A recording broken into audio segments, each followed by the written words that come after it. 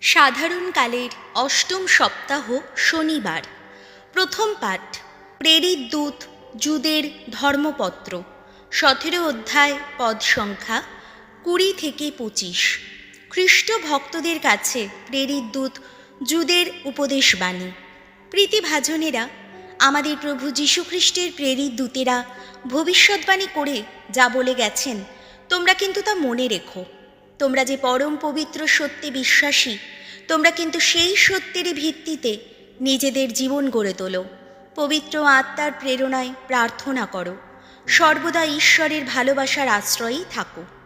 শাশ্বত জীবন পাবার জন্যে আমাদের প্রভু যীশু খ্রিস্টের করুণার প্রত্যাশী হয়েই থেকো। যাদের মনে দ্বিধা সংশয় রয়েছে, তাদের মনে দৃঢ় বিশ্বাস জাগাতে চেষ্টা করো। আগুনের মধ্য থেকে ছিনিয়ে নিয়ে এসেই তাদের রক্ষা করো। অন্যদের সঙ্গেও সদয় ব্যবহার করো, কিন্তু সাবধানে থেকো। দেহ লালসায় কলুষিত কারো পোশাকটাও ঘৃণার চোখেই দেখো। যিনি স্খলনের হাত থেকে তোমাদের রক্ষা করার ক্ষমতা রাখেন, অনিন্দনীয় করে তোমাদের যিনি পরম আনন্দের মধ্যে নিজের মহিমময় সান্নিধ্যে নিয়ে আসারই ক্ষমতা রাখেন, আমাদের প্রভু যীশু খ্রিস্টের ত্রাণ কর্মে আমাদের পরিত্রাতা যিনি, সেই এক ও অদ্বিতীয় ঈশ্বরের মহিমা, মাহাত্ম্য, পরাক্রম ও মহাক্ষমতার কথা চিরকীর্তিত হোক সর্বকালের আগে থেকে আজও পর্যন্ত, কালে কালান্তরে।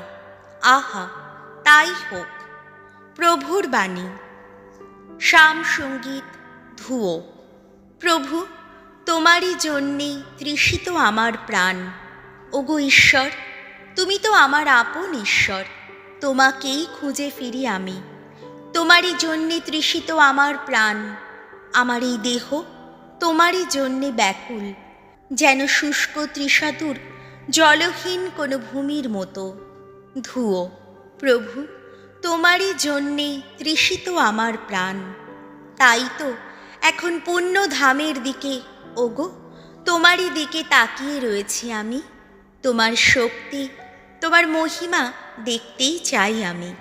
তোমার করুণা শ্রেয়তর, ওগো, এই জীবনেরও চেয়ে। আমার ওষ্ঠ গেয়ে চলে শুধু তোমারই মহিমা গান। ধুয়ো। প্রভু, তোমারই জন্যে তৃষিত আমার প্রাণ। এমনিভাবেই সারাটা জীবন প্রশস্তি করব তোমার।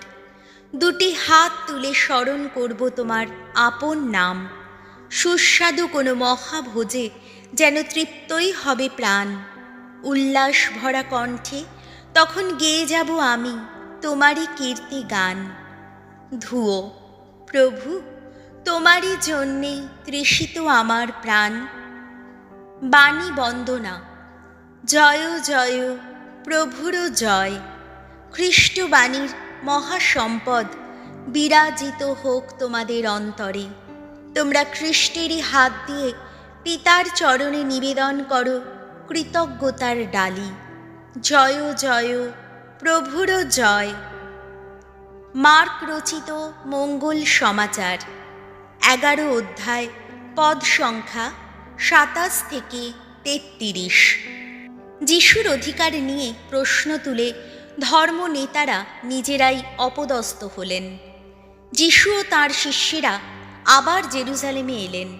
সেখানে তিনি যখন মন্দির প্রাঙ্গণে পায়চারি করছিলেন, সেই সময় প্রধান যাজকেরা, শাস্ত্রীরা ও প্রবীণেরা তাঁর কাছে এসে জিজ্ঞেস করলেন, কোন অধিকারে আপনি এসব করে বেড়াচ্ছেন? এসব করার অধিকার কেই বা আপনাকে দিল? যিশু উত্তর দিলেন, আমি এখন আপনাদের একটি প্রশ্ন করব, তার উত্তর দিন। তখনই আমি বলবো কোন অধিকারে আমি এসব করছি। আচ্ছা, যোহনকে দীক্ষাস্নাত করার অধিকার পেয়েছিলেন স্বর্গ থেকে না মানুষের কাছ থেকে? আমার এই প্রশ্নের উত্তর দিন। তারা তখন নিজেদের মধ্যে বলাবলি করতে লাগলেন, আমরা যদি বলি স্বর্গ থেকে, তবে ও নিশ্চয়ই বলবে, তাহলে তোমরা তাকে বিশ্বাস করনি কেন?